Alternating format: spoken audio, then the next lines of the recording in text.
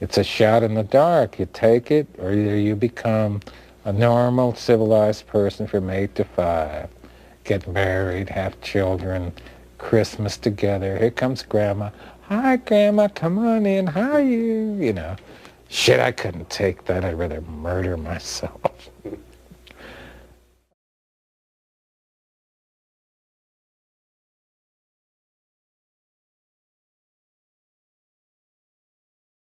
Pas d'intro pour toi aujourd'hui.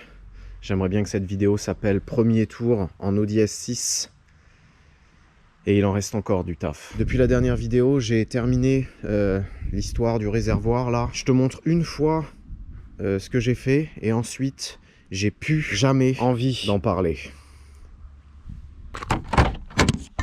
Une fois que tout est remonté, ça donne ça. Indétectable. J'avais prévu de le fixer avec des barres en alu. Je l'avais même déjà découpé et amené chez le mentor pour les pointer ensemble. Il n'y a plus de gaz? Au moment où je filme, il n'y a plus de gaz?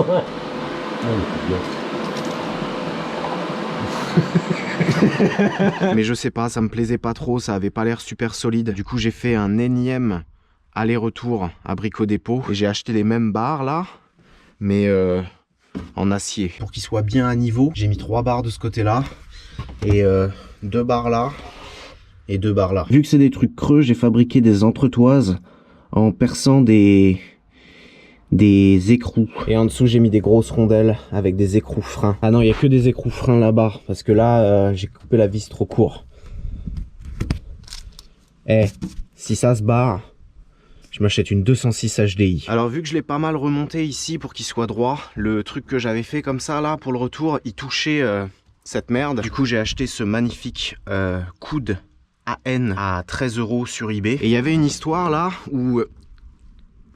Oh l'enculé, où je croyais que ça c'était des mises à l'air libre, mais à chaque fois que j'ouvrais ce truc là, tu sentais qu'il y avait un énorme phénomène de succion. Du coup j'ai fait une mise à l'air libre, ça c'est le même que ça. Ensuite ça fait AN 8 mm, magnifique durite en silicone qui va dans le trou que j'avais fait en trop. Chez Farine de Blé Performance, aucun trou ne sera pas rempli. Ensuite ça fait le tour quelque part par là, et ici j'ai mis une... tu sais, les trucs de moto là, comme j'avais fait sur la merguez, un truc comme ça là. Du coup là, l'air il peut sortir, mais non, c'est pas ça le délire. L'essence peut pas sortir, mais l'air, je sais plus, mais ça fait une mise à l'air libre. Et en faisant ça, nous avons officiellement terminé l'installation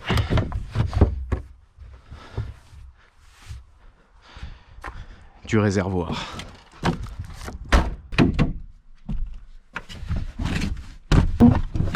La batterie Optima jaune qu'il y avait là, elle est un petit peu trop haute et c'est pas le bon truc de fixation. Du coup j'ai mis la batterie de Monsieur Larbin, et comme toutes les voitures que j'ai achetées de toute ma vie, les gens ils enfoncent pas assez les cosses et après ils serrent ça comme des trous du cul. Du coup elles étaient tordues, je les ai remises droites et j'ai fabriqué un petit cache là. Je sais pas encore le nombre de meufs que je peux faire rentrer là-dedans, donc je préfère prendre mes précautions. J'ai découvert plein de petites surprises aussi. T'as un bouton de anti-brouillard à l'avant alors qu'il n'y a pas d'anti-brouillard à l'avant. Celui de l'arrière, j'arrive pas à le faire marcher, et t'as aussi un feu de recul qui marchera jamais parce que tout est pourri, rouillé.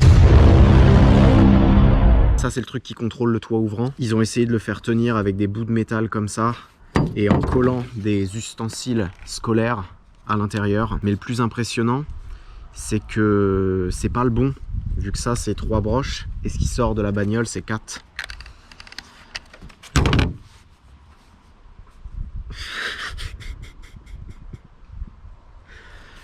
Putain, et quelle bande de connards. Il y avait aussi un problème sur l'essuie-glace conducteur, il touchait pas le pare-brise quand tu le mettais en route. J'ai essayé de changer les balais, j'ai essayé d'inverser le gauche et le droite, et après je me suis un peu énervé et je l'ai tordu. Et maintenant ça marche nickel. Pour finir de te montrer tous les trucs que j'ai fait hors caméra, grâce à ce plan cinématique, j'ai entièrement démonté tout le train avant. Est-ce que tu veux les bonnes nouvelles ou les mauvaises nouvelles en premier? Mauvaise nouvelle, les butées d'amortisseurs Elles sont pas autant mortes qu'à l'arrière, mais quand même bien défoncées. Ça va dégager au premier dodane. Deuxième mauvaise nouvelle, le cardan de droite, ils avaient fait tenir le soufflet avec non pas un riselant, mais 2 riselants connectés ensemble. Donc évidemment, ça tient pas. Et le soufflet du cardan de gauche, il est explosé. Donc j'ai toujours les cardans que j'avais été chercher à Saint-Étienne, mais sur le gauche, ce soufflet-là, il est mort. Et sur le droit, ce soufflet-là, il est mort. Il va falloir trouver la combinaison gagnante. T'as vu ma concession BMW? Pour ce qui est des bonnes nouvelles, les flexibles de frein, ils sont en super bêta. Je te les montre pas de près, mais de toute façon, j'en ai pas d'autres. J'ai que celui-là qui aurait pu y aller dans la boîte à frein. Et la grosse bonne nouvelle, c'est que non seulement les étriers, ils sont pas grippés, j'ai réussi à les rentrer, les pistons, mais ces trucs-là, c'est des étriers HP2. Ces freins-là, c'est un peu le saint graal des freins Audi de cette époque-là. À ce qui paraît, ça freine super bien et tu peux quand même garder des jantes en 16 et avoir un bon flanc de pneus pour que ça accroche sa mère. Donc il va falloir faire les butées d'amortisseurs, remonter les freins, trouver une solution pour les cardans. Après, il faut faire la distrib, et là, on pourra faire groupe B 2021. Édition break de chasse.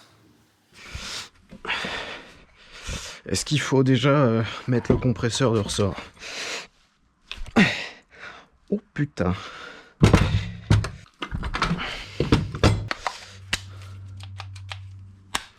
Oh putain, j'ai cru que la Milwaukee elle marchait plus.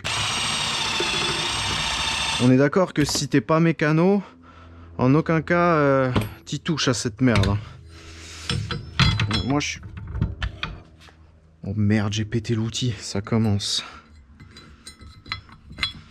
Ah, il devrait y avoir un petit écrou là. Ah ouais, le filetage il est complètement défoncé. Mettre un truc comme ça. Après, une fois qu'il est compressé, on s'en fout de ça. C'est juste pour qu'il tienne le temps que tu le mettes.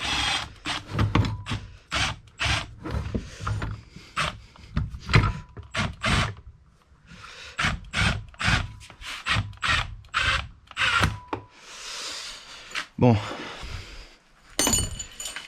Là, il s'agit de pas merder.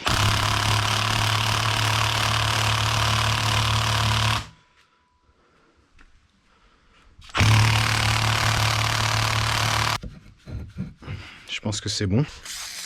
Dédicace à mon pote Nico, celui qui m'avait vendu la Golf 3 GTI 16, la donneuse de la merguez. C'est comme ça qu'on fait, Nico, pour pas se le prendre dans la gueule.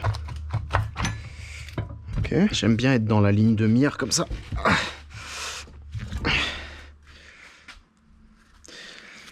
Ouais. Ouais, si, quand même.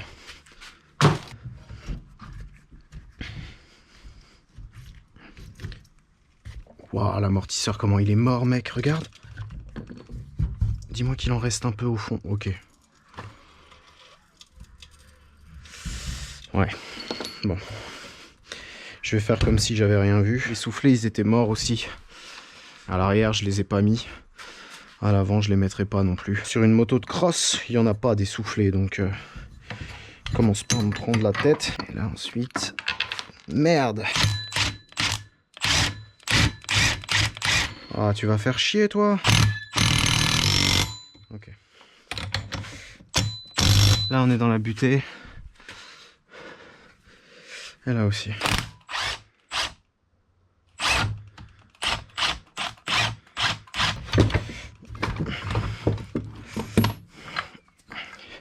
Donc c'est là qu'il faut pas se foirer. Quand tu remets un coup de pétard dessus, si tu desserres, il saute. Là, je serre. Ok.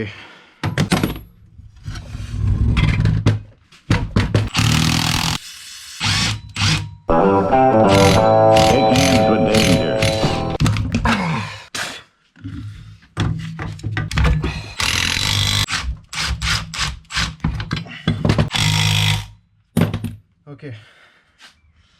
Ça, c'est fait.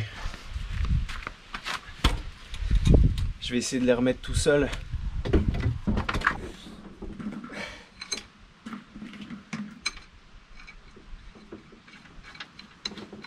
Oh. Ah, fils de pute.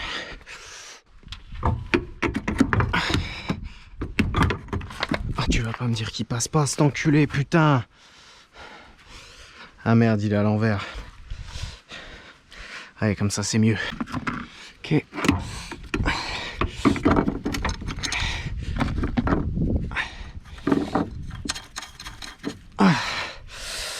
Ah. Ensuite, il faudrait d'abord remettre les cardans avant de remettre la rotule. Et les cardans, je vais aller chez le mentor après. Lui, là, la pince avec les colliers spéciaux, là. Du coup, je peux déjà remettre les freins. Alors, les freins, tu vas voir, c'est un système un peu particulier. J'allais graisser ces trucs-là. Ça allait comment déjà cette merde comme ça? Ouais.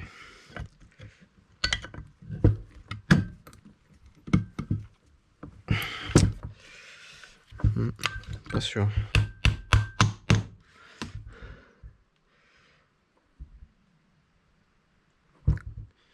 Mais c'est impossible que ça aille comme ça, putain. J'ai mis ce truc là à l'envers.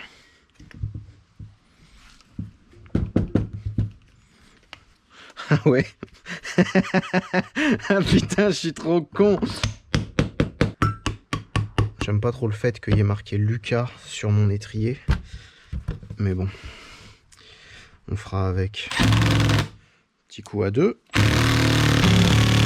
Et quand même un petit coup à 3. Yep.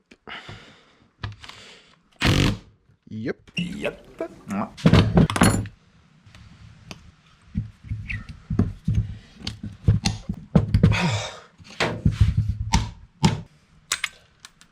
Bon bah voilà. Comme ça c'est pété, ça me cassera plus les couilles. Ce serait un délire comme ça du coup.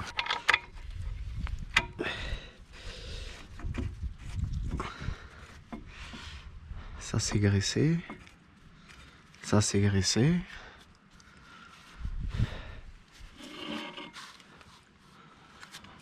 Ok. C'est pas mal, hein?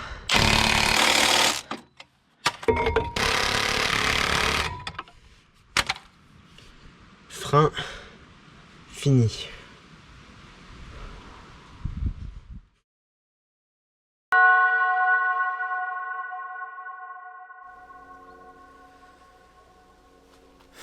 Que des galères. Je suis allé chez le mentor avec 4 cardans et un rêve, mais en fait les cardans de la V6, tous les soufflets sont morts, et les cardans qui viennent de la S6, comme t'as vu, il y avait un soufflet qui était découpé, ça ok, mais l'autre soufflet qui tenait pas, c'est parce que c'est même pas le bon. Tu sais, c'est un truc adaptable à la con là. Je vais t'épargner l'histoire où j'ai taxé un soufflet tout neuf au mentor pour mettre sur le cardan qui venait de la S6, alors que je l'avais démonté en enfonçant une rallonge à l'intérieur du filetage, et du coup la tête elle est morte et j'ai niqué la vis et mais en gros j'ai appelé un pote parce que tu peux pas le faire tout seul, faut qu'il y ait quelqu'un avec une barre qui tienne le triangle vers le bas. On a remis les cardans tout pourris de la V6, on a remis les rotules, on a purgé les freins et j'ai commandé de quoi refaire les cardans qui viennent de la voiture.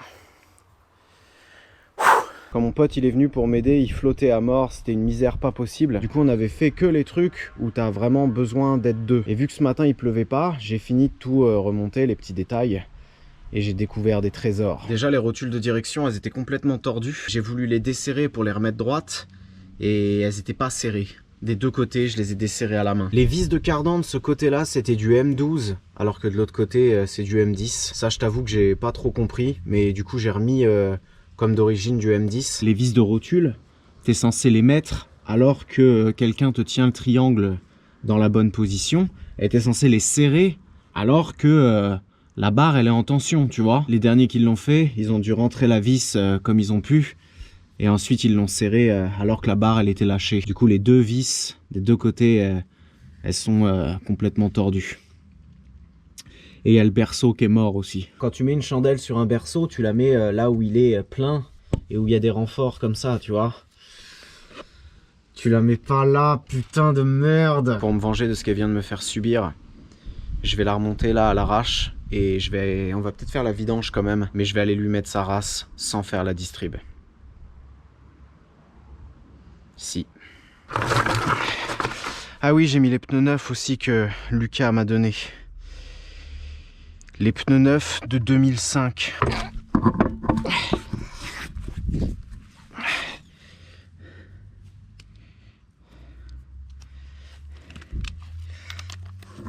Oh merde.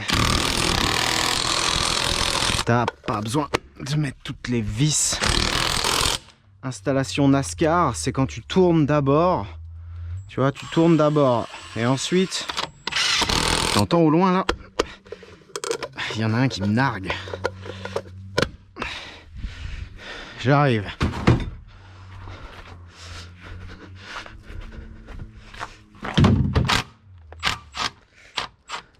Et je te jure, si on passait pas le pétard pour faire la vidange, je la foutais à la casse la bagnole. Est-ce qu'il va y avoir de l'eau en bas? Même pas. Même pas, putain. C'est du métal ça? Non, non, non, même pas. Ah, franchement, elle est belle. Donc je suis pour ne pas serrer trop le filtre à huile, tu vois. Mais là, quand tu l'enlèves comme ça à deux doigts, ouais. Je sais pas, je suis pas convaincu. Oh, pourquoi il n'y a pas de joint? Vas-y, c'est bizarre, non? Est-ce qu'on peut mettre un joint d'ABF? À tous les coups, je l'ai déjà piqué, celui-là. Non? Pff, bah oui.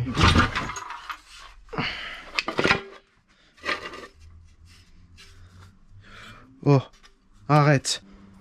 Oh putain. Oh oui. Moi, je suis un vrai démocrate. Parce que si on réfléchit bien, moi je suis un vrai démocrate. Georges est un fasciste de merde. Un fasciste de merde. Quand tu fais ton filtre à huile, regarde bien qui est le joint là. Surtout sur des vieilles bagnoles. Je te dis ça parce que je me suis déjà fait baiser. Et la meuf, elle était pas très contente que j'ai mis un double joint sur son filtre à huile et qu'il y ait 10 litres d'huile par terre. Ah, clic, clic. Il n'y a pas de prépa de clodo sans huile Noroto. Même pas de facial de Noroto. Oula. Ok, je me concentre. Matza. Ça va. On sait tous les deux que t'aurais pas fait mieux. J'ai mis 4 litres. On va mettre un petit peu.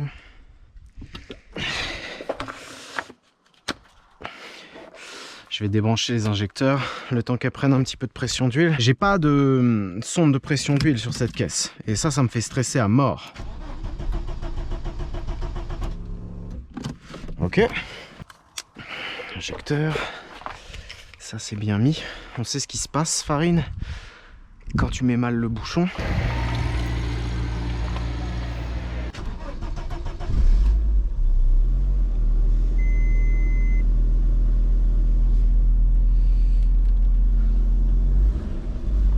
Ça a l'air d'aller. Il y avait ça aussi comme réparation. Une putain de plaque de métal avec des rivets mis au hasard. Ah. Tu crois que c'est des glissières, mais il faut les mettre et ensuite tu les savates. Tu vois, c'est pas des glissières parce que t'as un truc là sur le côté.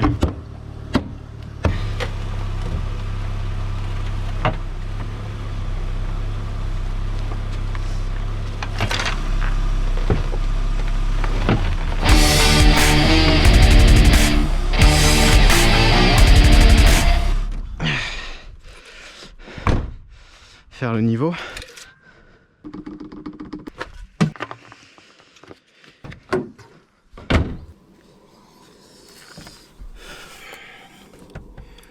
On a un réservoir neuf, une pompe à essence neuve, les durites d'essence neuve, filtre à essence, les injecteurs c'est JP qui me les a donnés, ils sont nickel. Vidange, filtre à huile c'est bon.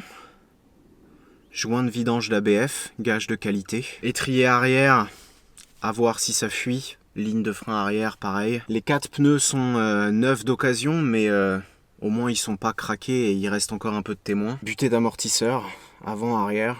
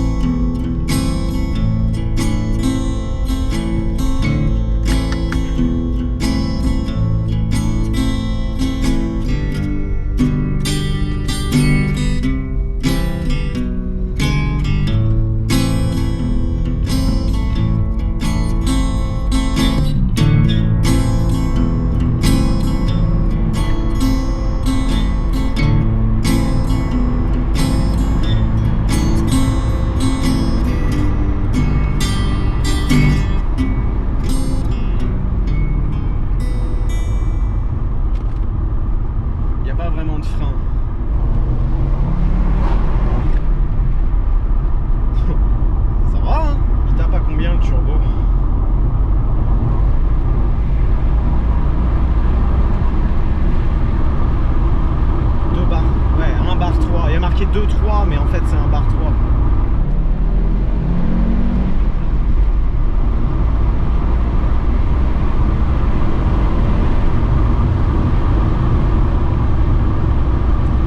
Franchement ça marche.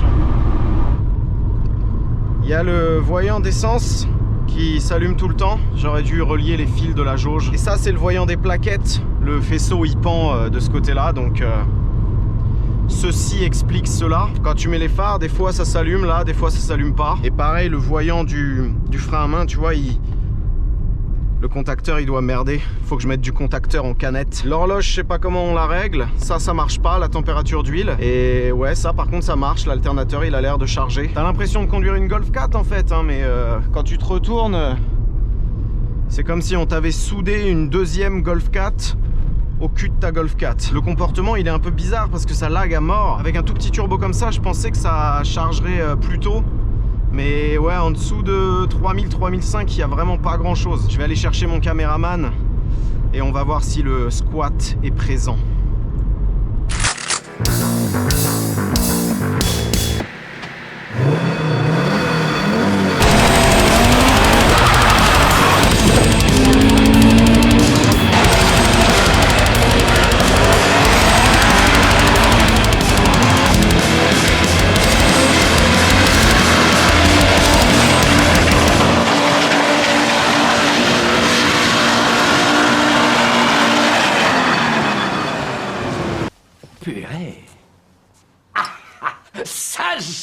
S'il y a un truc que je peux absolument pas blairer, c'est les mecs qui font des prépas et après la bagnole, ils la traitent comme une princesse. Moi, t'as vu, j'ai même pas commencé que là, j'ai déjà pété un quart d'an. Un truc que j'ai pas dit, c'est que sur cette caisse, il y a un stage 1 MTM. Il y a une puce dans le calculateur. J'ai regardé sur le internet et ils disent que c'est 270 chevaux. Déjà, ça marche pas trop mal. À mon avis, on s'en rendra pas compte dans la vidéo, mais en première, ça part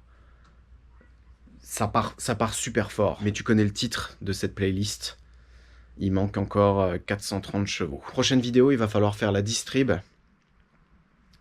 La distrib qui n'a pas pété d'ailleurs, je viens d'y repenser. Et normalement, j'aurai toutes les pièces pour mettre le calculateur programmable. Prépare-toi à un tuto reprogrammation sur comment mettre des chiffres au hasard jusqu'à que ça marche fort.